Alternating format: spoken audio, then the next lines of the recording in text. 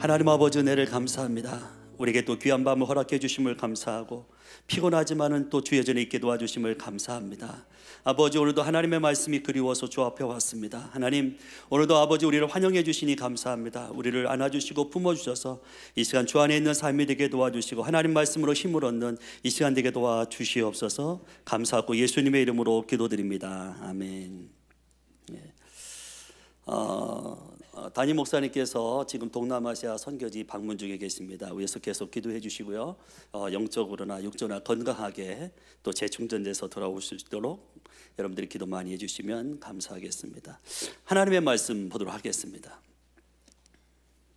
오늘 하나님의 말씀 구약성경입니다. 열왕기상 17장입니다. 열왕기상 17장 8절에서 16절까지 있는 말씀입니다. 오늘도 말씀이 너무 쉬운 말씀입니다. 너무나 잘 아는 말씀인데요. 다 찾으셨으면 성경을 교독하도록 하겠습니다. 먼저 제가 있습니다. 여호와의 말씀이 엘리야에게 임하여 가라사대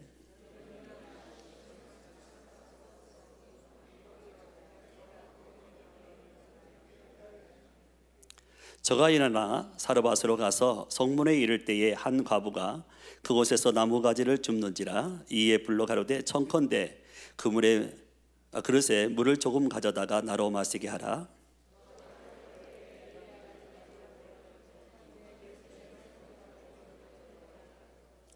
저가 가로되 당신의 하나님 여호와의 사심을 가르쳐 맹세하노니 나는 떡이 없고 다만 통에 가루 한 움큼과 병에 기름 조금뿐이라. 내가 나무가지 두엇을 주어다가 나와 내 아들을 위하여 음식을 만들어 먹고 그 후에는 죽으리라.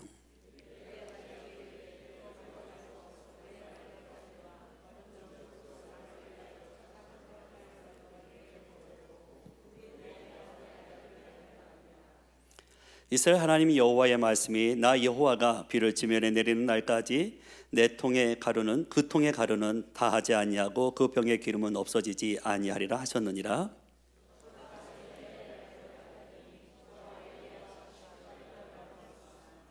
다음 읽겠습니다. 여호와께서 엘리야로 하신 말씀 같이 통의 가루가 다하지 아니하고 병의 기름이 없어지지 아니하니라. 아멘. 그냥 읽기만 해도 은혜가 되죠? 오늘 이 말씀을 가지고요, 재앙 속의 풍성함이라는 제목으로 하나님 말씀을 좀 같이 나누기를 원합니다. 여러분, 아합은 굉장히 악한 왕입니다. 영적으로 굉장히 타락하죠. 그래서 하나님 앞에서 죄를 짓게 됩니다. 하나님은 그로 인해서 굉장히 분노하시죠. 하나님이 그 재앙이 아합 때문에 지금 이스라엘에게 내려지게 됩니다. 그만큼 죄가 많습니다. 영적으로 어둡습니다. 하나님의 진노로 인해서 하늘이 복이 멈추게 됩니다. 비가 오지 않습니다. 이슬이 내리지 않습니다. 자연이 저주를 받아요. 하나님의 사람 엘리야가 있는 그리 시냇가에도 역시 말랐어요. 세상에 물이 귀하게 됐어요. 먹을 것이 전부 바닥나게 됐어요. 생계에 어려움이 생기게 됩니다. 재앙 속에 있습니다. 재앙이 자연에만 있는 것이 아닙니다. 북이스라엘에도 있고 남유다에도 있습니다. 이방 나라에도 그 영향력을 주게 됩니다. 하나님을 섬기는 사람 엘리야에게도 역시 그 재앙이 미치게 됩니다. 바람을 불면 안 믿는 사람에게만 부는 것이 아닙니다. 믿는 사람에게도 역시 불게 되죠. 여러분, 쓰나미가 오게 되면 믿는 사람은 비켜가지 않습니다. 믿는 사람도 역시 당하게 됩니다. 지진도 마찬가지고 태풍도 마찬가지입니다. 믿는 자에게도 옵니다.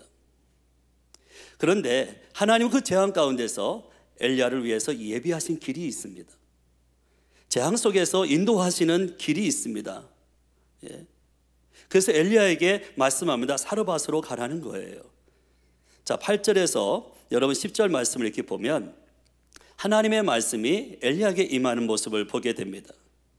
악조건이잖아요. 환경이 좋지 않은 거예요. 지금은 가뭄이에요. 기근입니다. 흉년입니다. 땅이 재앙을 받아서요, 갈라집니다. 먹을 것이 없습니다. 땅에 물이 없어서 여기저기 갈라지고 난리가 났습니다. 쉽게 해서 상처투성입니다. 네. 그렇죠? 우리도 그렇습니다. 여러분, 우리도 영적으로 가뭄이 있습니다. 흉년이 있습니다. 기근이 있습니다. 하나님의 말씀을 들어도 가슴이 냉랭해요. 하나님의 말씀을 들어도 말씀이 내 안에 흡수되지 않아요. 반응이 없는 거예요. 여러분, 그런 사람에게는 물 대신은 주님이 필요하단 말이에요. 갈라지면 아파요. 상처투성해요. 피가 납니다. 그런 사람에게 필요한 것은 주님이에요. 예수님은 생수가 되신다고 말씀합니다. 하나님의 말씀이 그곳에 임해야 되는 거예요. 은혜가 있어야 되는 거예요. 은혜가 없으면 우리의 삶이 가뭄이라는 거예요. 영적인 흉년이라는 거예요. 오늘 여러분에게 이런 하나님의 은혜가 있기를 바랍니다. 정말 내 심령 가운데 하나님의 은혜가 충만해지기를 바랍니다. 여러분, 그 가뭄 속에서도 하나님의 말씀이 엘리야에게 임하잖아요. 여러분, 오늘도 하나님의 말씀은 우리에게 임합니다. 하나님의 말씀이 우리의 심령 가운데 임합니다. 그 말씀을 내가 받을 때 거기에 놀라운 하나님의 축복하심이 있습니다. 여러분, 10절 말씀을 볼까요? 10절 말씀에 보니까 저가 일어나 사르밧으로 가서 성문에 이를 때에 한 과부가 그곳에서 나뭇가지를 줍는지라. 이에 불러 가로되 청컨대 그릇에 물을 조금 가져다가 나로 마시게 하라. 자, 근데 9절 말씀을 보겠습니다.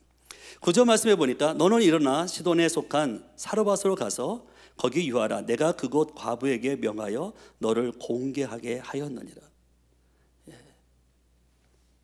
하나님은 그 가뭄 속에서도 하나님의 사람 엘리야를 먹이세요. 사르밧으로 가라는 거예요. 그곳에 과부가 있다는 거예요. 그 과부가 너를 공개하겠다는 거예요. 음식을 먹이겠다는 거예요.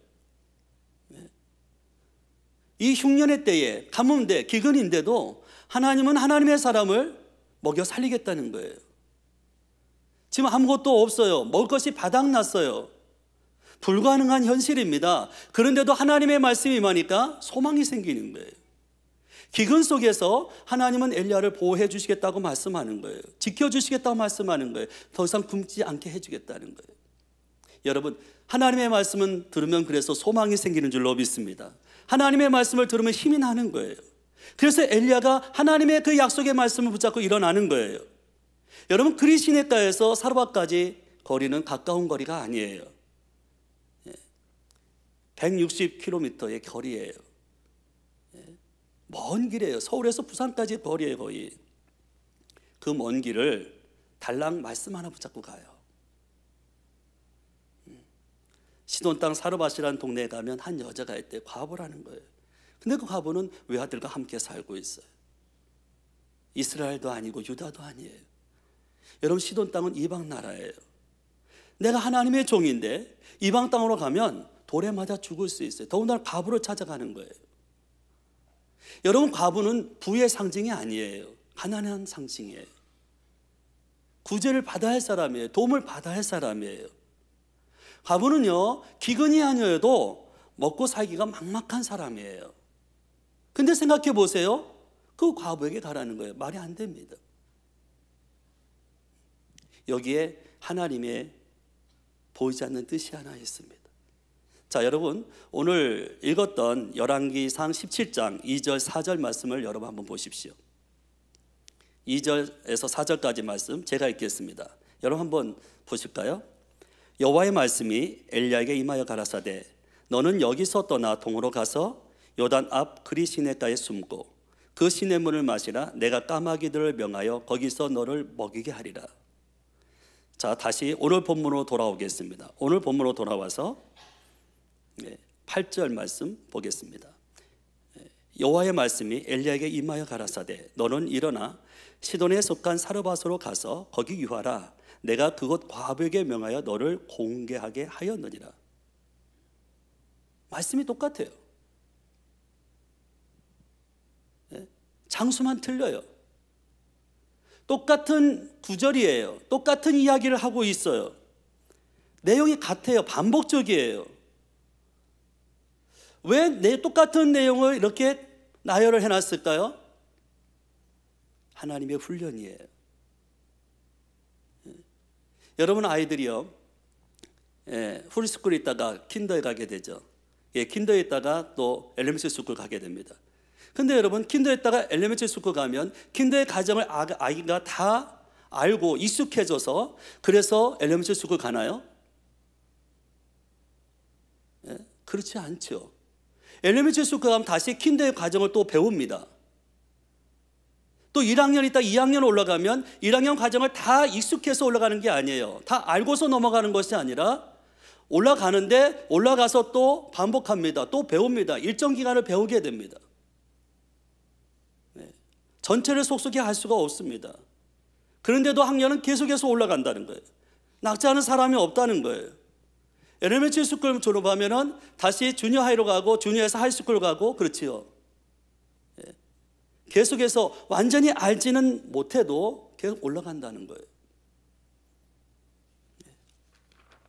왜 그렇죠? 모든 것을 마스터하지 못해도 그 다음 계로 올라가서 가서 공부하다 보면 과거의 그 부족한 부분들을 보충받기 때문입니다. 그래서 학교 교육은요, 열심히 출석만 해도 되는 거예요. 왜? 계속 반복적이니까. 하는 것도 하고 계속해서 배우는 거니까. 여러분 신앙생활도 그렇지 않나요? 여러분 예배 드리는 것, 한 번 예배 드렸다고 끝나는 건가요? 아니잖아요. 주일날 예배 드렸습니다. 오늘 수요 예배 또 드립니다. 그럼 오는 주일날 또 예배가 없나요? 아니요, 또 있습니다. 기도하는 것도 마찬가지입니다. 한 번 했다고 끝나지 않습니다. 성경 읽는 것도 마찬가지입니다. 한 번에 끝날 수 있는 일이 결코 아닙니다. 매일같이 해야 하는 일이에요. 하고 또 해야 되는 일이에요. 잘했어도 또 잘해야 되는 일이 바로 반복적인 일이라는 거예요. 여러분 독수리 알죠? 독수리가 새끼를 이렇게 훈련시킬 때요, 독수리가 이제 어느 정도 자라게 되면 먼저 이 둥지부터 흩트기 시작한답니다. 부드러운 것, 가죽을 다 뽑아내면요, 가지만 앙상하게 남은 나뭇가지가 있게 돼요. 그렇게 포근했던 그 둥지가요, 어떤 둥지로 바뀌어요? 가시를 찌르는 가시방석 같은 둥지로 바뀌게 돼요.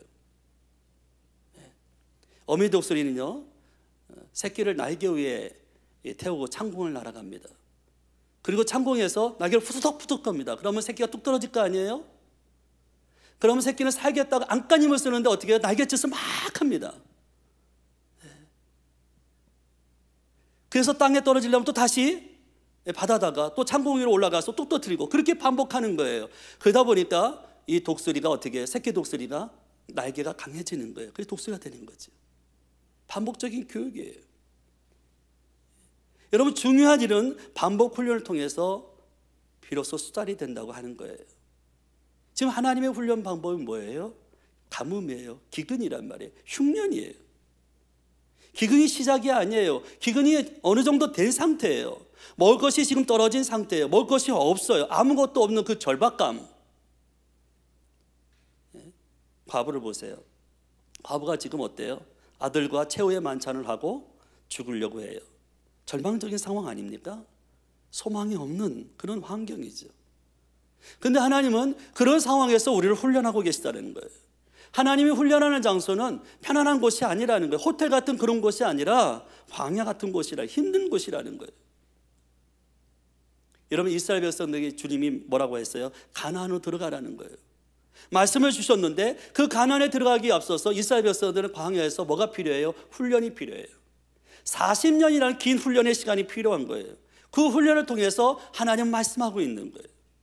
그래야만 하나님 백성으로 사는 방법을 터득하니까 말이죠. 여러분 엘리야는요 과부에게 말씀합니다. 14절 말씀 우리 함께 읽도록 하겠습니다. 다 함께 있습니다. 시작. 이스라엘 하나님 나 여호와의 말씀이 나 여호와가 비를 지면에 내리는 날까지 그 통에 가루는 다하지 아니하고 그 병의 기름은 없어지지 아니하리라. 하나님의 말씀에 순종하면 내 문제 내가 해결할게. 걱정하지 말라는 거예요. 걱정하지 말라는 거예요. 네가 순종하면 다하지 않는 복을 주겠다는 거예요. 없어지지 않는 축복을 주겠다는 거예요. 재앙 가운데서도 그 하나님의 풍성함을 하나님은 훈련하고 싶은 거예요. 가르치고 싶은 거예요. 어떻게 이런 일이 믿어지지 않죠? 여러분 성경이 우리 머리로 믿어진다면 그건 더 이상 성경이 아니에요. 제가 노인대학을 하면서 하나님에 대해서 가르쳤어요.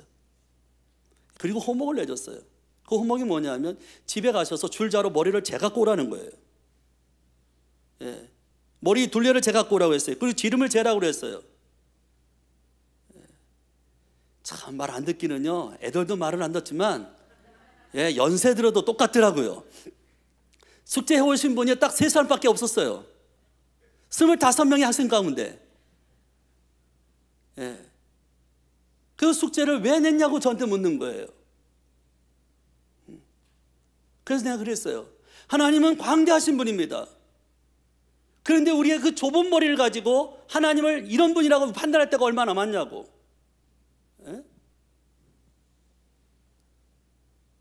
하나님을 내가 잴 때가 얼마나 많냐고.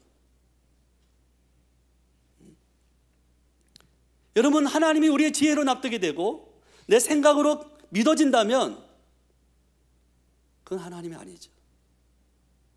우리가 하나님의 말씀을 봅니다. 지혜로 이해가 갑니까? 여러분, 생각으로 도무지 계산이 안 되잖아요. 상식적으로 납득이 안 가잖아요. 내 경험으로도 받아들일 수 없는 일들이 얼마나 많습니까? 오늘 이 본문마도 그래요. 여러분, 이해가 되십니까? 하나님의 말씀에 순종했더니요, 이런 놀라운 역사가 이루는 거예요. 어떻게 이런 일이? 그러면서 엘리야는요, 자기가 영적 체험한 것을 이야기합니다. 여러분, 엘리야가 이 앞전에 어디 있었어요? 그리 시내가에 있었어요. 거기서 똑같은 훈련을 받았던 거예요. 하나님의 말씀이 그에게 능력으로 임했던 것을 본 거예요. 까마귀를 통해서 먹여주신 하나님, 아침과 저녁으로 먹여주신 하나님, 그 아침을 저녁같이 먹여주신 하나님. 그래서 그런지 요즘에는 아침을 저녁같이 먹어야 건강하다는데요. 아침부터 고기 먹으면 하루 종일 든든해요. 배가 꺼지지 않아요. 하나님이 엘리야를 먹이실 때 그렇게 풍성하게 먹이신 거예요. 배불리 먹이신 거예요. 가뭄 속에서도요, 엘리야는 배고픈 줄 몰랐어요. 풍성히 채워주신 하나님의 은혜가 있었어요. 충만하게 공급하신 하나님의 사랑이 있었어요. 그는 그리 시냇가에서 살아계신 하나님을 체험합니다. 그 체험을 하고 있기 때문에 자신 있게 이렇게 14절에 선포하는 거예요. 너 그거 한번 해봐. 네 문제 해결될 거야. 너 아무 걱정하지 말고 하나님의 말씀대로 심어보라는 거죠. 하나님의 말씀대로 한번 살아보라는 거예요. 우리들 교회 김양재 목사님 간증이에요. 그 목사님은 유교적 전통이 강했던 시댁에서 살게 되잖아요. 김 목사님은요, 그 시댁에 살면서 지식할 것 같더래요. 숨 한번 제대로 못 쉴 것 같더래요. 거기다 남편이요, 의사예요. 얼마나 무시하는지 모르는데. 그래서 자기 나름대로 자살도 많이 생각했어요. 그리고 가출도 많이 했어요. 근데 그 남편이 37살에 간암으로 세상을 떠나게 돼요. 그때까지 어려움은 지속됐어요. 그때마다 이 김양재 목사가 뭘 했습니까? 하나님의 말씀을 붙잡는 거예요. 매일 말씀을 묵상하는 거예요. 왜요? 말씀만이 살아갈 힘이니까, 능력이니까. 그리고 말씀을 통해서 하나님의 살아계심을 체험하는 거예요. 하나님은요, 오늘도 말씀을 통해서 저와 여러분의 삶에 역사해 주시는 줄로 믿습니다. 여러분 12절에 보세요. 과부의 형편이 너무 딱하잖아요. 밀가루 한 움큼과 기름 몇 방울이에요. 비참한 현실이에요. 참 슬퍼요. 너무 안타까운 삶이에요. 여러분, 나무가지 2개 주워가지고 어떻게 떡을 만들어요? 만들 수 있어요? 밀가루 한 움큼 기름 몇 방울 가지고 떡을 어떻게 만드냔 말이에요. 있어도 그만, 없어도 그만이에요. 너무 초라한 거예요. 보잘것없는 거예요. 너무 딱한 형편이잖아요. 아무것도 줄 수 없어요. 그거 가지고 자식과 함께 최후의 만찬을 즐기고 그리고 죽으려고 하는 거예요. 소망이 없어요. 절망적인 상태, 절박한 상황. 내일이 없어요. 미래가 없어요. 오늘 끝나는 거예요. 근데 엘리야는요, 그런 과부에게 뭐라고 하죠? 떡 한 덩이를 가져오라는 거예요. 여러분, 풍성함의 시작은요, 순종에서 비롯된다는 거예요. 15절 말씀 여러분 한번 보십시오. 15절 말씀, 저가 가서 엘리야의 말대로 하였더니, 그렇게 나와 있어요. 저가 가서 엘리야의 말대로 했대요. 사르밧 과부가 순종했다는 거예요. 마지막 한 끼 자식과 먹고 죽으려고 했어요. 엄마는 그 마지막 순간에도 자식을 먼저 생각해요. 자신이 먼저 먹고 죽으려고 한 것이 아니라 자식을 먹이고 나서 죽으려고 했는데 엘리야가 뭐라고요? 그 떡덩이를 자기가 먼저 먹이라는 거예요. 마음에 얼마나 갈등이 있을까요? 마음에 안 들어요, 엘리야 말이. 하지만 순종해요. 엘리야의 말대로 순종해요. 사르밧 과부는요, 엘리야에게 먹을 것을 가져옵니다. 엘리야는 하나님을 상징하죠. 하나님께 드린 거예요. 하나님께 작은 것이라도 들 때 거기에 기적이 일어나는 거예요. 거기에 풍성함이 시작되는 거예요. 하나님은 있는 것에서 기적을 행하시는 하나님이세요. 하나님은 기적을 일으키기 전에 내게 무엇이 있느냐고 물으세요. 여러분, 호렙산에 임하셨던 하나님이 모세에게 뭐라고 얘기해요? 애굽으로 가라는 거예요. 가서 내 백성을 건져내라는 거죠. 그런데 모세는요, 못 가겠대요. 하나님은 가라고 하는데 모세는 안 된다는 거예요. 왜? 나는 입이 둔하다는 거예요. 나는 입이 뻣뻣하다는 거예요. 입이 둔하면서 뻣뻣하면서도요, 하나님의 말씀에 꼬박꼬박 대꾸하고 있어요. 난 이런 사람 제일 싫어요. 피곤해요. 난 이런 사람하고 상종하기 싫어요. 근데 하나님은요, 계속 이 모세하고 이야기하고 있어요. 입이 둔하면 가만히 있으면 되는 거고요, 입이 뻣뻣하면 다물면 그만이에요. 근데 계속해서 하나님의 말씀에 토를 다는 거죠. 그렇죠? 그런데 하나님은요, 그런 모세에게 아주 따뜻하게 말하는 거예요.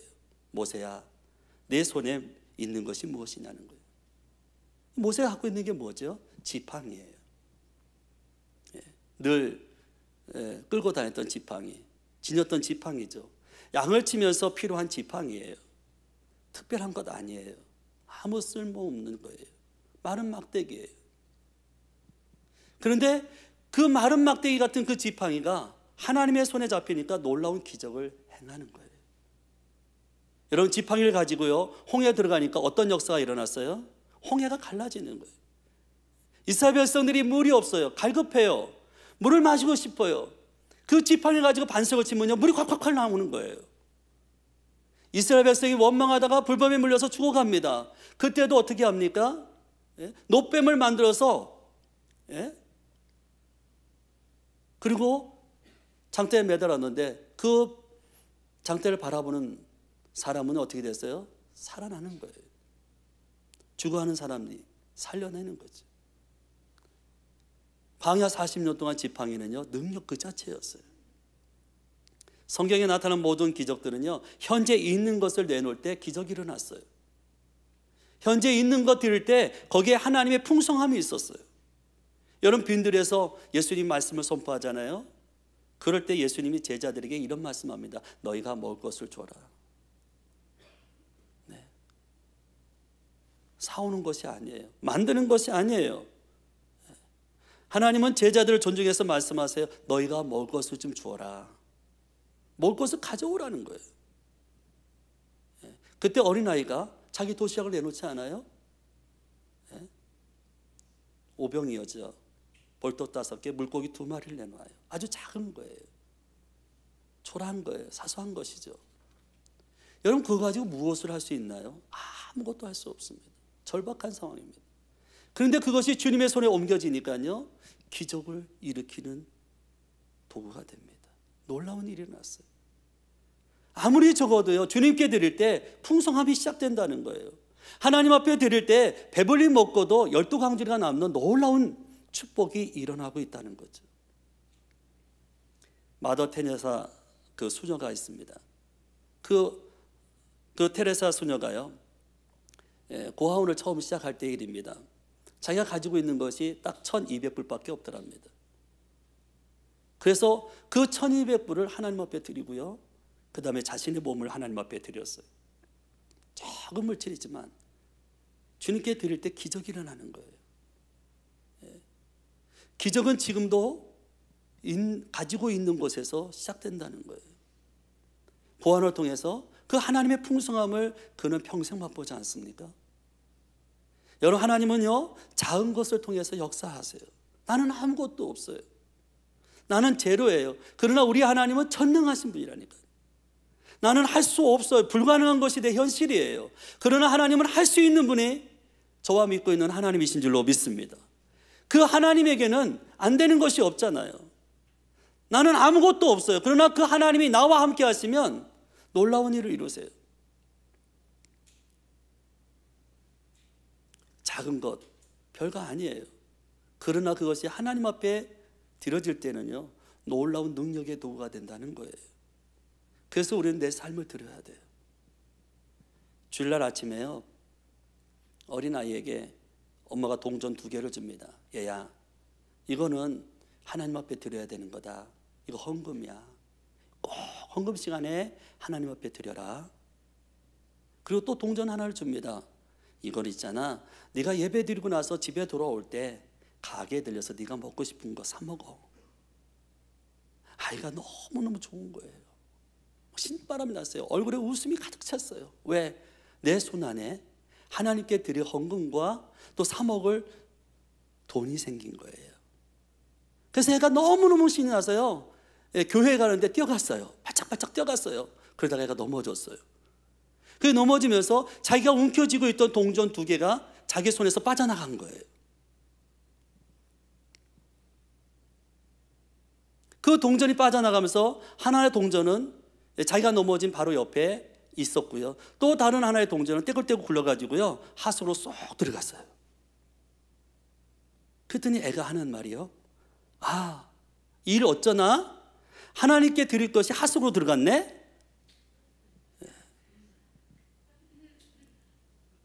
여러분, 하나님 앞에 드리는 것이 귀한 거예요. 어떤 일이 있어도요, 예배 시간 잘라먹지 마세요. 시간을 하나님 앞에 드리자는 거예요. 남은 시간 가지고 하나님 섬기는 것이 아니라 시간을 정해놓고 하나님을 섬기자, 그 말이에요. 물질도 마찬가지예요. 내게 있는 것이 아주 작은 거예요. 사소한 거예요. 그러나 그 내게 있는 것 가지고 하나님 앞에 드릴 때 그 하나님의 놀라운 그 풍성함이 시작된다는 거예요. 하나님의 축복이 임한다는 거죠. 그것을 누가 체험합니까? 이 사르와 가부가 체험합니다. 그래서요, 여러분, 기적의 아이콘이 뭐냐면 순종이라는 거예요. 사르와 가부가 하나님의 말씀이 임했는데요, 말씀보다는 먹고 죽으려고 하는 거예요. 자, 여러분 말씀 볼까요? 9절 말씀 보세요. 9절 말씀에 내가 그거 과부에게 명하여 너를 공개하게 하였느니라. 이미 하나님이 과부에게 말씀한 거예요. 그런데 이 과부는 그 하나님의 약속을 말씀에 붙잡기보다는 뭐예요? 먹고 지금 죽으려고 하는 거예요. 비참한 현실이에요. 가뭄이 무서워요. 저주예요. 재앙입니다. 근데 엘리야가 와서 뭐라고요? 그것도 중요하지만 더 중요한 것은 네가 지금 갖고 있는 것 가지고 내 배 먼저 채워봐. 내가 복을 줄게. 순종하면 하나님의 능력이 나타난다고 얘기하는 거예요. 자, 여러분 16절 말씀 보십시오. 16절 말씀, 여호와께서 엘리야로 하신 말씀같이, 그렇죠? 하신 말씀같이 됐다라는 거죠. 하나님의 말씀대로 이루어진다는 거예요. 요한복음 4장에 보면은요, 왕의 신하가 나와요. 그는 가버나움에서 살게 돼요. 그 왕의 신하에게는요, 아들이 하나 있는데 그 아들이 죽을 병에 걸리게 됐어요. 그래서 아들이 죽어가는 거예요. 아버지가 그 아들을 보니까 너무 안타까워요. 막 가슴이 메어지는 거예요. 그래서요, 그 왕의 신하가 예수님 앞에 달려나왔어요. 살려달라는 거예요. 제발 내 아들을 고쳐달라고요. 그러면서 주님 같이 가주세요라고 부탁을 했어요. 청탁을 했어요. 그랬더니 예수님 뭐라고 말씀하시냐면요, 그 요한복음 4장 50절에 가라, 내 아들이 살았다라고 말씀해요. 이미 나았다는 거예요. 하나님의 말씀은 기적을 일으켜요. 예수님은 그냥 가라는 거예요. 왕의 신하가 예수님의 말씀을 믿고 갑니다. 여러분, 왕의 신하니까 권력도 있는 사람입니다. 그렇지 않겠어요? 나라의 엘리트입니다. 세상에서 출세한 사람이고 왕의 총애를 받는 사람이라고요. 근데 여러분, 찾아갔는데 가면 낫는다는 거예요. 이게 믿을 수 있는 상황입니까? 그런데 왕의 신하는 믿고 갑니다. 그랬더니 정말 죽어가는 그 아들이 살아요. 소망이 없는 그 아이가, 절망 속에 살아가는 그 아이가 깨끗하게 고침을 받아요. 여러분, 나아만 장군 있죠? 요단강에 가서 7번 씻으래요. 요단강에서 7번 가서 씻으려면요, 그 몸에 묻는 병이 있는 것을 다른 사람들에게 보여줘야 되는 거예요.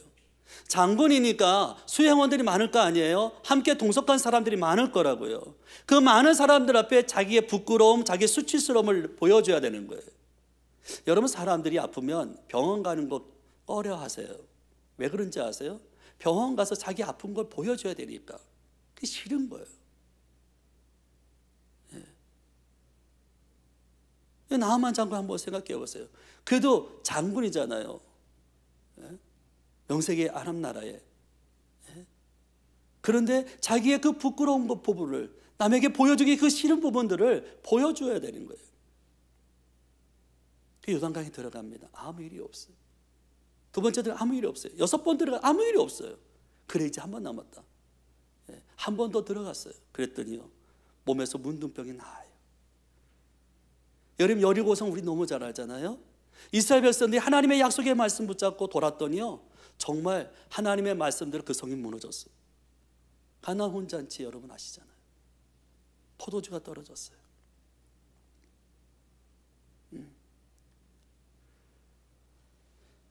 예수님이 하인들에게 명령을 합니다. 항아리에다 물을 가득 채우라고. 그랬더니요, 하인들이 물을 가득 채웁니다. 그러고 나서 이번에는요, 그걸 떠다가 연회장에 갖다 주라는 거예요. 그래서 그대로 했어요. 하인들이요, 주님의 말씀에 토를 다지 않아요. 이유를 대지 않아요. 계산하지 않아요. 그리고 연회장에 갖다 줬더니 연회장이 그 떠다 준 물을 마셨어요. 먹었더니요, 기가 막힌 포도주예요. 너무 좋은 포도주예요. 그래서 연회장이요, 정말 칭찬하잖아요. 그 칭찬을 들은 하인은 어떨까요? 아니, 내가 지금 물 떠왔는데? 연회장은 뭐라고요? 너무 좋은 포도주라는 거예요. 최고의 포도주라는 거예요. 하인이 믿을 수 있겠어요? 근데 물 떠온 하인은 알더라고. 성경에 말하고 있잖아요. 왜요? 하나님의 말씀대로 순종하니까 그런 놀라운 역사가 일어나는 거지요. 한국에서 오신 지 얼마 되지 않은 가정이 있어요. 그 가정이 이제 신방을 갔는데요, 그 가정에 아들이 둘이에요. 한 아이는 학교를 갔고요, 이제 나이 어린 7살짜리는요 엄마와 함께 집에 있어요. 가정에 신방을 갔어요. 그랬더니 어머니가요, 얘야, 인사를 해야지, 목사님 오셨다 얘기를 했어요. 그랬더니 애가 얼마나 씩씩하던지요, 인사성도 말고 목사님 안녕하세요 이렇게 인사를 하더라고요. 그러면서 처음 보는 저에게 말을 거는 거예요. 목사님 여기 4층에 우리 사촌 동생이 살아요. 몇 살인데? 6살이요. 나보다 1살 어리거든요. 근데 걔는요, 찌겹게 말 안 들어요. 말로는 하겠다고 다 약속을 하는데 여태껏 지킨 적이 단 한 번도 없다는 거예요. 걔는 거짓말장이에요. 저는 그것 때문에 너무 속상해요. 그래, 말 안 들어서 그래서 어떻게 했니? 좀 혼냈니? 그랬더니요, 아니요, 각서 받았어요. 야, 애들 무서워요. 말 안 들으면 각서를 받아요. 그래서 각서를 받아가 냉장고에 붙여놨다는 거예요. 그러면서 나보고 목사님 저 냉장고에 보세요, 저 각서 보이세요? 그러는 거예요. 그랬더니 보니까 각서 크게 써놨더라고요. 그래서 내가 그랬어요. 각서를 받았으니까 이제 약속 잘 지키지? 그랬더니요, 아니요, 거기다 사인은 크게 해놨는데 절대 안 지켜요. 그래서 걔는요, 우리 집에서 아무것도 못 먹어요 이제. 왜? 각서에다 그렇게 썼어요. 밥도 못 먹고요, 떡볶이도 못 먹고요, 물도 못 마셔요. 대신 나는 걔네 집에 가면요 다 먹을 수 있어요.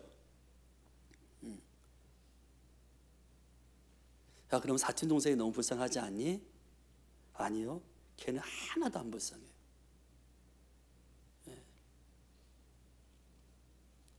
왜 그러냐면요, 걔는 내 말은 안 들어요.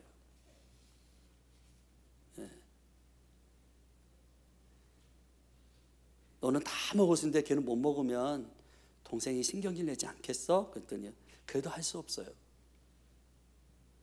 저는요 다 지키는 거 원치 않아요. 하나라도 지키면요 밥도 줄 수 있고요, 떡볶이도 줄 수 있고 물도 다 줄 수 있다는 거예요. 근데 안 지키니까, 하나라도 안 지키니까 줄 수가 없다는 거예요. 저는 그 말씀을, 그 아기하고 대화를 하면서요 뭘 느꼈냐면, 우리 하나님도 그러실 것 같아요. 우리에게 100%의 순종은 원치 않을 것 같아요. 한 가지만 순종해도요 하나님이 준비한 거 우리에게 다 쏟아부을 것 같은 거예요. 아멘이십니까? 네. 여러분, 순종할 때요 하나님의 그 풍성함을 우리는 체험하게 되는 거예요. 성경의 15절에 보니까 이런 말이 있어요. 여러분 볼까요? 저가 엘리야의 말대로 하였더니 저와 엘리야와 식구가 여러 날 먹었으나 그랬어요. 여러 날 먹었대요. 여러 날. 여러 날 먹었다. 영어 성경에 보니까 에브리데이 먹었어요. 우리 교회 이름하고 같아요. 에브리데이. 며칠만 아니에요. 기근이 끝날 때까지 먹은 게 아니에요. 가뭄 때만. 환경은요 굉장히 열악하잖아요. 지금 먹을 것이 없는 그런 환경이에요. 그런데 하나님의 말씀에 순종하니까요 그 가뭄 속에서도 매일 채워주신 하나님의 축복이 있었다는 거죠. 하나님의 그 공급하심이 있었다는 거예요. 먹을 것이 없는데 이 과부의 가정에는요 하나님의 그 먹을 것이 풍성했다는 거예요. 자, 여러분 16절 말씀 보십시오. 우리 다 함께 있습니다. 시작. 여호와께서 엘리야로 하신 말씀과 같이 통에 가루가 다하지 아니하고 병에 기름이 없어지지 아니하니라. 부족함이 없는 복이죠. 없어지지 않는 복을, 다함이 없는 복을, 더하는 복을 지금 이 사르밧 과부가 누리고 있다는 거예요. 그런데 여러분 15절의 말씀에 보니까요 사르밧 과부만 먹은 게 아니고요 엘리야도 먹고요 그 식구가 다 먹었어요. 하나님이 하시는 건 이런 거예요. 조금 주지 않아요. 주시면 많이 줘요. 풍성하게 넘치도록 하나님이 주시는 줄로 믿습니다. 여러분, 아브라함을 하나님이 시험하잖아요. 내 아들을 번제물로 바치라는 거예요. 몸을 통째로 번제로 바치라는 거예요. 이 번제를 바치면 각을 떠야 되는 거예요. 근데 아브라함이 고민하지 않아요. 즉각 순종해요. 그 엄청난 그 일을요 와이프하고도 의논하지 않아요. 그냥 무조건 순종해요. 모리아산으로 사흘길을 가요. 그리고 하나님 앞에 순종할 때요 하나님이 이렇게 말씀하세요. 창세기에 보면 창세기 22장 17절에서 18절 말씀해 보니까요 아브라함아 아브라함아 내 씨로 말미암아 천하 만민이 복을 얻으리라. 이는 내가 나의 말을 준행하였음이니이다. 네가 순종했기 때문에 너는 복의 사람이다. 너는 복의 근원이다. 너는 믿음의 조상이 된다. 이 엄청난 축복을 받게 돼요. 순종할 때 그 하나님의 풍성함이 그에게 있는 거예요. 여러분 룻기를 보잖아요. 그럼 룻을 여러분 보게 될 거예요. 시어머니가 나오미잖아요. 나오미의 말을 잘 따릅니다. 순종 잘합니다. 그리고 잘 따라갑니다. 근데 하루는요 나오미가 하지 말아야 할 말을 해요. 뭐라고 하냐면요 타작마당에 보아스가 나오게 됐는데 저녁 늦게 되면 보아스가 침실로 들어갈 거래요. 그래서 네가 목욕을 하고 단장하게 하고 그리고 침실로 들어가는 거예요. 이게 하지 말아야 할 말 아니에요?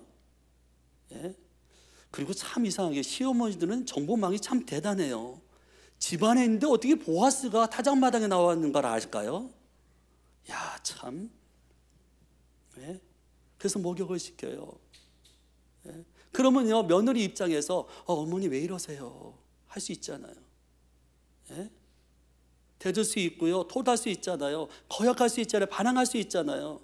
근데 롯은 그렇게 하지 않았어요. 순종해요.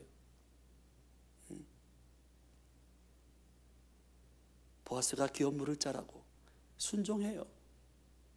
그랬더니 그 말을 들은 보아스도 순종을 해요. 그렇게 해서 아름다운 가정을 이루었어요. 아름다운 가정을 이루니까 그 룻이요 예수님의 족보에 올라가는 축복을 누리잖아요. 다윗 왕의 할머니가 됐어요. 예수 그리스도는 다윗의 자손이잖아요.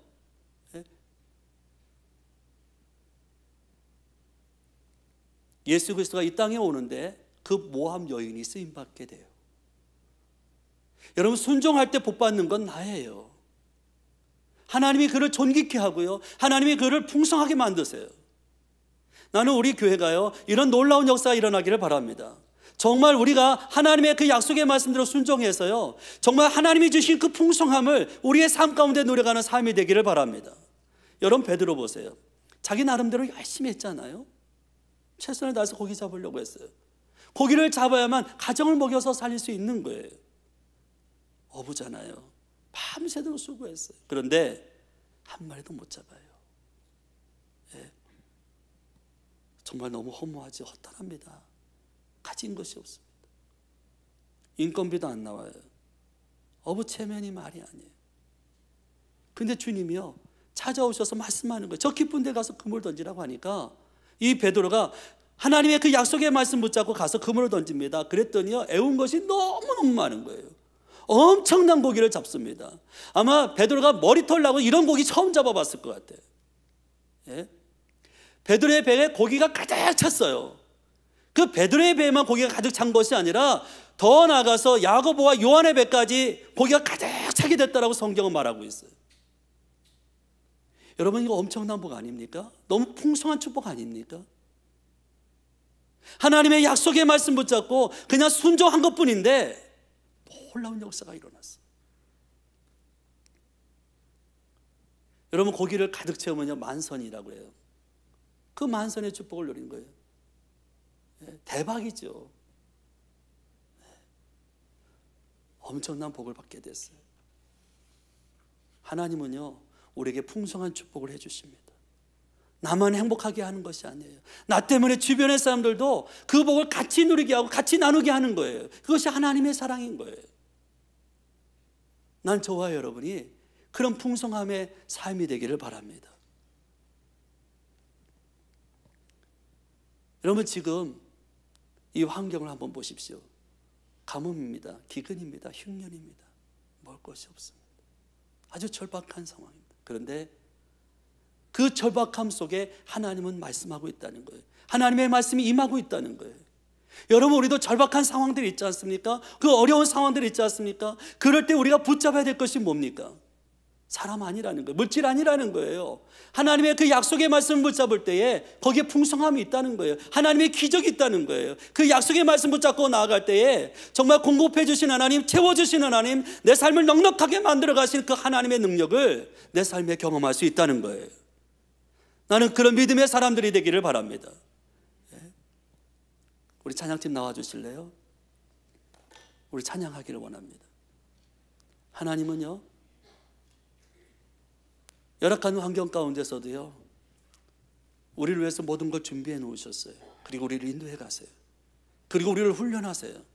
그리고 저와 여러분 한 사람 한 사람을요, 하나님이 원하는 사람으로 만들어가고 있다는 거예요. 엘리야를 훈련하신 하나님, 또 사르밧가브를 훈련하세요.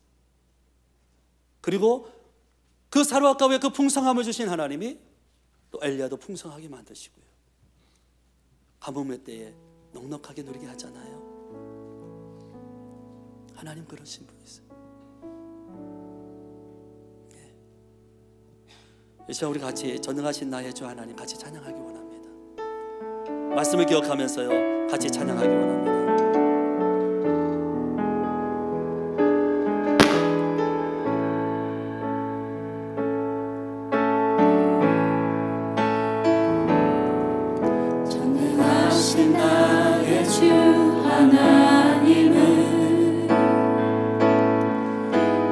못하실 일 전혀 없네. 우리의 모든 간구도, 우리의 모든 생각도, 우리의 모든 꿈과 모든 소망도 신실하신 나의 주 하나님은 모든 괴로움 바꿀 수 있네. 불가능한 일 행하시고 죽은 자를 일으키시니 없네. 주의 말씀을 지하여 깊은 곳에 금을 던져 오늘 그가 놀라운 일을 이루시는 것 보라. 주의 말씀을 지하여 믿음으로 금을 던져 믿는 자에게 눈치 못함 없네. 전능하신 나의 주 하나님은, 전능하신 나의 주 하나님은 능치 못하실 일, 능치 못하실 일 전혀 없네. 우리의 모든 간구도 우리의 모든 생각도 우리의 모든 꿈과 모든 소망도 신실하신 나의 주 하나님은 우리의 모든 괴로움, 우리의 모든 괴로움 바꿀 수 있네. 불가능한 일 행하시고 죽은 자를 일으키시니 그를 이길 자 아무도 없네. 주의 말씀을 지하여 깊은 곳에 금을 던져 오늘 그가 놀라운 일을 이루시는 것 보라. 주의 말씀을 지하여 믿음으로 금을 던져 믿는 자에게 끝이 못함 없네. 주의 말씀을 지하여, 주의 말씀을 지하여 깊은 곳에 금을 던져 오늘 그가 놀라운 일을 이루시는 거라. 주의 말씀을 지하여 믿음으로 금을 던져 믿는 자에게 능치 못함 없네. 믿는 자에게 능치 못함 없네. 믿는 자에게 능치 못함 없네. 믿는 자에게 능치 못함 없네. 믿는 자에게 능치 못함 없네. 그래요. 그 어려움 가운데서도 저와 여러분이 붙잡아야 할 것이 무엇인가요? 가뭄이라는 고통 가운데, 재앙 가운데서도 저와 여러분이 붙잡아야 할 것이 무엇입니까?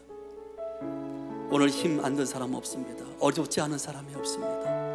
각자의 어려운 문제들을 다 가지고 있습니다. 고통스러운 문제를 다 가지고 있습니다. 거기서 붙잡아야 할 것이 뭐예요? 그 가뭄 가운데 임하시는 하나님의 말씀 아닙니까? 오늘도 우리의 심령을 향해서 말씀해 주시는 그 약속의 말씀 아닙니까? 그 약속의 말씀 움켜쥐고 살아갈 때 하나님의 살아계심을 보는 거예요. 이 시간 우리 같이 기도하기를 원합니다. 하나님, 내가 현실만 바라보지 않겠습니다. 환경만 바라보지 않겠습니다. 하나님의 그 약속의 말씀을 어떠한 일에서 붙잡고 가겠습니다. 그 약속의 말씀을 움켜쥐고 나아가겠습니다. 정말 엘리야가 그 약속의 말씀을 가지고 사르밧 가부에게 찾아가듯이 하나님, 또 사르밧 가부가 엘리야가 준 하나님의 그 약속의 말씀 가지고 순종하듯이 하나님, 나도 그렇게 살기를 원합니다. 하나님 도와주십시오. 일상같이 하나님 서로 같이 기도하기를 원합니다. 우리 찬양팀 같이 계속 찬양해 주시고요. 일상같이 하나님 앞에 같이 기도로 나가겠습니다. 할렐루야. 하나님 아버지, 여러분 감사합니다. 오늘도 우리에게 이 말씀을 이렇게 해주시면 감사합니다. 정말 아버지 하나님, 우리가 이 약속의 말씀을 능치 못하실 일 전혀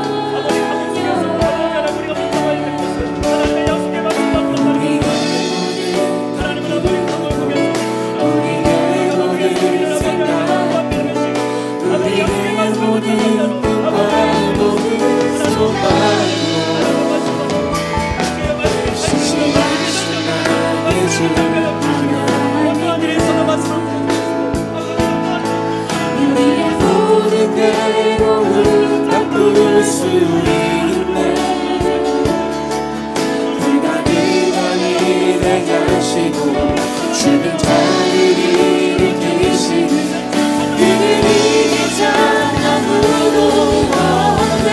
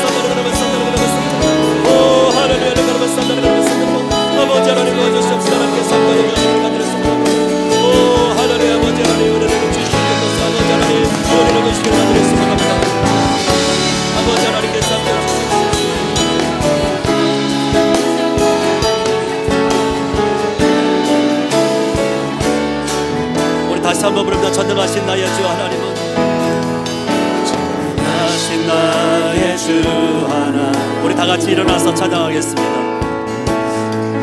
잊지 못하실 일 전혀 없네. 우리의 모든 간구도, 우리의 모든 생각도, 우리의 모든 꿈과 모든 소망도 신실하신 나의 주 하나님은 우리의 모든 괴로움 바꿀 수 있네. 우리의 모든 괴로움 바꿀 수 있네. 불가능한 일 행하시고 죽은 자를 일으키시니 주를 이길 자 아무도 없네. 주의 말씀을 지혜하여 깊은 곳에 금을 던져 오늘 그가 놀라운 일을 이루시는도다. 주의 말씀을 그렇습니다. 여러분, 우리가 붙잡아야 될 것은 하나님의 약속의 말씀입니다. 그 약속의 말씀 붙잡을 때에 놀라운 역사가 있습니다. 놀라운 은혜가 있습니다. 주의 말씀을 지하여, 주의 말씀을 지하여 깊은 곳에 금을 던져 오늘 그가 놀라운 일을 이루시는도다. 주의 말씀을 지하여 그 금으로 금을 던져 믿는 자에게 들지 못함 없네. 여러분, 하나님은요 우리의 상황을 바꿀 수 있는 분이에요. 흉년을요 풍성함으로 바꿀 수 있는 분이에요. 가뭄을요 여러분 넘치도록 채워주시는 하나님이에요. 기근이 있습니까? 그것을 바꿔내시는 분이 아니에요. 여러분, 불가능한 그 모든 것을 바꿔가시는 분이 우리 하나님이세요. 우리 하나님이 능치 못함이 없는 분이세요. 우리가 믿음을 가지고 하나님의 약속의 말씀을 씹고 또 씹고 나가면 하나님은 오늘도 저와 여러분에게 놀라운 능력을, 역사를 이루어 주실 줄로 믿습니다. 하나님의 풍성함이 여러분의 삶 가운데 있기를 바랍니다. 하나님의 공급하시는 삶이 되기를 바랍니다. 하나님의 역사는 삶이 되기를 바랍니다. 채우시는 삶이 되기를 바랍니다. 여러분의 삶을 감사하고 여러분의 모든 것을 채워주시는 그 절대적인 하나님의 능력의 역사가 우리의 삶 가운데 일어나기를 바랍니다. 여러분, 그렇게 하려면 어떻게 되는지 아십니까? 내가 약속의 말씀을 붙잡아야 됩니다. 하나님의 약속의 말씀을 심어야 됩니다. 하나님 앞에 그 약속의 말씀 붙잡고 나가야 됩니다. 그럴 때 하나님께서 일하시는 거예요. 그럴 때 하나님이 역사하는 거예요. 그럴 때 하나님의 그 절박함을 바꾸시는 거예요. 그럴 때 하나님이 저 낙심한 삶을 바꾸시는 거예요. 절망의 삶을 바꾸시는 거예요. 소망의 삶으로 바꾸시는 거예요. 채워주시는 삶으로, 공급해주는 삶으로, 넉넉하게 채워주시는 은혜로 하나님이 바꿔줄 줄로 믿습니다. 하나님은 오늘도 그 일을 하기 원하시는 거예요. 오늘도 하나님은 여러분의 심령을 찾아가시길 원하시는 거예요. 그리고 가뭄과 같은 내 마음을 두들고 계세요. 아무것도 없는 내 심령을 향해서 하나님은 오늘도 말씀을 선포하고 계세요. 말씀을 들어도 감각이 없고, 말씀을 들어도 반응이 없고, 말씀을 들어도 뜨거움이 없는 내 심령을 향해서, 영적으로 갈라지고 상처투성인 내 심령을 향해서 오늘 하나님 말씀하고 계세요. 왜요? 내 영혼을 치유하고 싶으니까. 상처난 내 영혼을 치유하고 싶으니까. 가물었던 내 심령을 치유하고 싶고, 기운이 됐던 내 심령을 치유하고 싶으니까. 사르밧가부가 느꼈던 그 절박함이 오늘 나의 절박함이 되기를 바랍니다.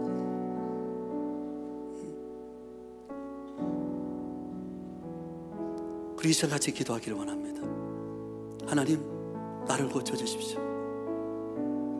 제 상한 심령을 고쳐주십시오. 회복시켜 주십시오. 저를 치료해 주십시오. 나를 고쳐주실 분, 나를 회복시켜 주실 분, 나를 낫게 하실 분은 주님밖에 없습니다. 주님이 이 시간 하나님의 능력으로 내게 찾아와 주시고 그런 역사를 이루어 달라고요. 이 시간 우리 다 같이 주여 삼창하고 함께 같이 기도하기를 원합니다. 시작. 주여, 주여, 주여. 할렐루야. 하나님 아버지,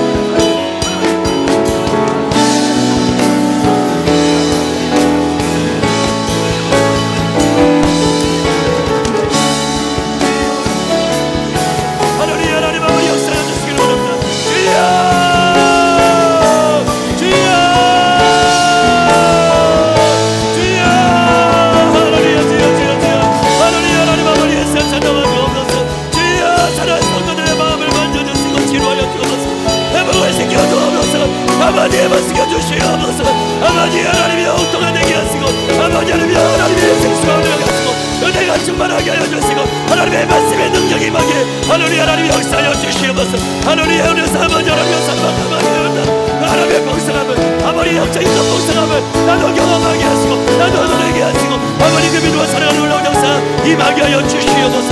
할렐루야. 하나님 할렐루야. 아버지 하나님 도와주시길 바랍니다. 할렐루야. 아버지 하나님 함께해 주시길 바랍니다. 아버지 하나님 사랑하는 성도들의 삶을 아버지 하나님의 인생에 통치하여 주시옵소서. 아버지 하나님 저들의 영혼을 하나님 아버지 붙잡아주시고 만져주시옵소서. 아버지 온전히 맡겨주시길 바랍니다. 하나님 아버지 하나님 함께 도와주시길 바랍니다. 아버지 하나님 주의 말씀이 임하시옵소서. 하나님의 말씀이 임하시옵소서. 하나님의 은혜가 임하게 하여 주시옵소서. 아버지 생수이신 예수 그리스도 찾아와 주시고 저들의 마음을 녹여주시고 아버지 하나님 내 영혼의 감음을 몰아내 주시옵소서. 내 영혼의 기근을 몰아내 주시고 내 영혼의 흉결을 몰아내 주시고 아버지 영적 영혼들이 다 떠나게 하여 주시고 오직 하나님의 은혜가 임하게 하여 주옵소서. 하나님 하나님 아버지 도와주시기를 바랍니다. 주여 하나님 하나님 아버지 함께 하여 주시옵소서. 아버지 하나님 주여 도와주시옵소서. 주의 말씀을 의지하여 깊은 곳에 금을 던져 오늘 그가 놀라운 일을 이루시는 거라.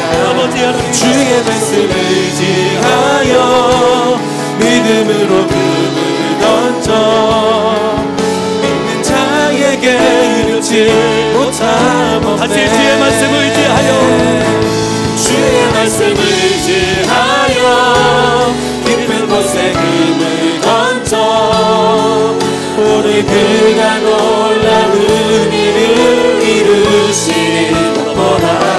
주의 말씀을 의지하여 믿음으로 금을 던져 믿는 자에게 이루지 못함 없네. 다시 한번 주의 말씀을 의지하여 주의 말씀을 의지하여 깊은 곳에 금을 던져 오늘 그가 놀라운 일을 이루시리라.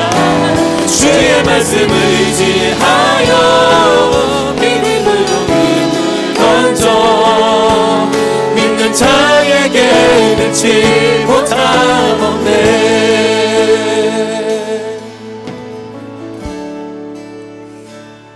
하나님 아버지, 오늘 이 밤에 우리에게 은혜 주신 것을 믿습니다. 우리 한 사람 한 사람에게 사르밧 과부 같은 절박함 속에 살아가지만 우리에게 말씀을 주시니 감사합니다. 붙잡을 수 있는 말씀을 주시니 감사합니다. 움켜쥘 수 있는 말씀을 주시니 감사합니다. 주여, 가뭄이라고 하는 환경에 집중하지 않게 하시고 기근이라는 환경에 아버지 내 삶을 드리는 것이 아니라 하나님의 약속의 말씀에 내 삶을 드려 하나님 앞에 영광 드릴 수 있는 삶이 되도록 주여 축복하여 주시옵소서. 먹고 죽으려고 그렇게 사상결단하고 살아가는 내 삶이 아니라 하나님의 그 약속의 말씀을 삶 속에 실천함으로 하나님의 살아계심을 경험하는 삶이 되기를 원합니다. 하나님의 풍성함을 경험하는 삶이 되기를 원합니다.